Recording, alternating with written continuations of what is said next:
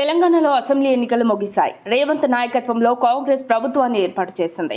అయితే త్వరలోనే లోక్సభ ఎన్నికలు జరగనున్న వేళ మాజీ ఎమ్మెల్యే ఈటెల రాజేందర్ బీజేపీకి గుడ్ బై చెప్పి కాంగ్రెస్ కండువా కప్పుకోనున్నారని కొద్ది రోజులుగా జరుగుతున్న ప్రచారానికి ఆయన బ్రేక్ వేశారు. అసెంబ్లీ ఎన్నికల ముందు నుండే సోషల్ మీడియాలో ఈటెల రాజేందర్ పార్టీ మారుతారన్న ప్రచారం ఊపందుకుంది. ఇదే క్రమంలో బండి వర్గం ఈటెల వర్గం మధ్య ట్వీట్ల వార్ కొనసాగింది. శాసనసభ ఎన్నికల్లో వీరిద్దరూ ఓటమి పాలయ్యారు. ఇటీవలే హైదరాబాద్లో అమిత్ షా మీటింగ్కు ఈటెల హాజరయ్యారు. బహిరంగంగానే తన కోరికను అమిత్ షా ముందు వెళ్లగక్కారు. వచ్చే పార్లమెంట్ ఎన్నికల్లో తాను మల్కాజ్గిరి స్థానం నుంచి పోటీ చేయనున్నట్లుగా ఈటెల రాజేందర్ స్పష్టం చేశారు. ఇది బీజేపీలో మరింత వివాదమయ్యే అవకాశం ఉంది.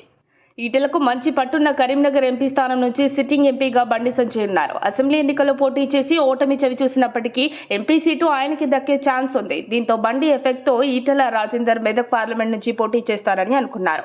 కానీ అమిత్ షాతో భేటీకి ముందే ఈటెల రాజేందర్ అనూహ్యంగా మల్కాజ్గిరి నుంచి పోటీ చేయబోతున్నట్లుగా ప్రకటించారు. గతంలో ఇక్కడ నుండి రేవంత్ రెడ్డి విజయం సాధించారు.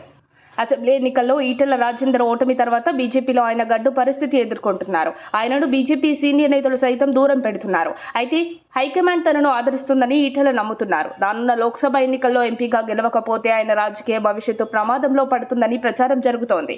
బీజేపీ తరపున పోటీ చేస్తే గెలుస్తామా లేదా అన్న సందేహం ఈటెల అనుచరుల్లో నెలకొంది.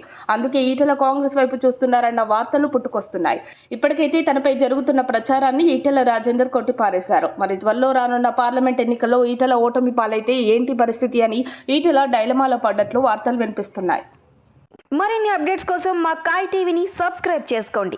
మా వీడియో కనుక మీకు నచ్చినట్లయితే లైక్ చేయండి, షేర్ చేయండి. మీ విలువైన అభిప్రాయాలను కామెంట్ బాక్స్లో తెలియజేయండి.